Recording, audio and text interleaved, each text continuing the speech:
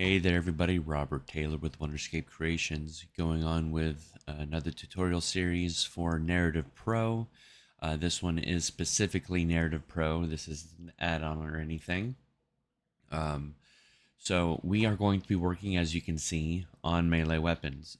This is a topic that isn't really touched on too much in the documentation, and they have a single example right now, which you can certainly utilize to work. Um, but before we dive into it, I want to give some caveat and some good news, bad news type situation. So, first, I'll start off by saying there is a big update for combat coming in 2.2. Rebs has made that very clear. He's heard the complaints and understands where we're coming from, so he's focusing on that for 2.2. The caveat being that that could be anywhere from 3 to 6 months from now. We're hoping 3 months based off of his patterns, but we'll see. Um,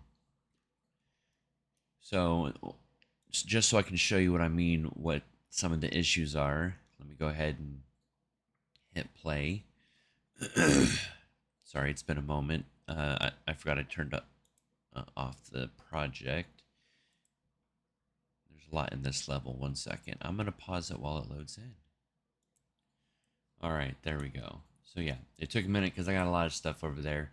I've been moving everything over to one material, but anyways. So here's what I was talking about with why uh, we're in a situation right now. So obviously, if I equip my axe, as you can see right now, I'm in the normal stance. I'm not in any weapon stance. There's no overlay for melee weapons right now. We could make one. He's provided the the foundation for us to do so, um, but it's not something that I've yet to understand. So it's not something that I've done. Another caveat: when I attack, you'll see that there's some jerking motion when it swaps between certain animations. Now, some of this is indeed an animation thing, and we're going to most certainly confirm that when we make the our two-handed sword. Um, but yeah, that's where we are currently at. Right now, there is no blocking. They've disabled that while they take care of it. Um, and we're just going to go through and recreate these weapons, because even if the abilities themselves change and how we connect all of the animation montages change, one thing that won't change are the blueprints, are setting up the character with the appropriate sockets, offsets, all of that stuff. So we can still get all the foundational stuff ready, and we can still do combat. It's just going to look a little ugly at times. And whenever we go through each of the sections, we will make sure that um, that I show you everything that I've discovered, because as you can see, if we go between 3 and 4, there isn't actually any jerkiness.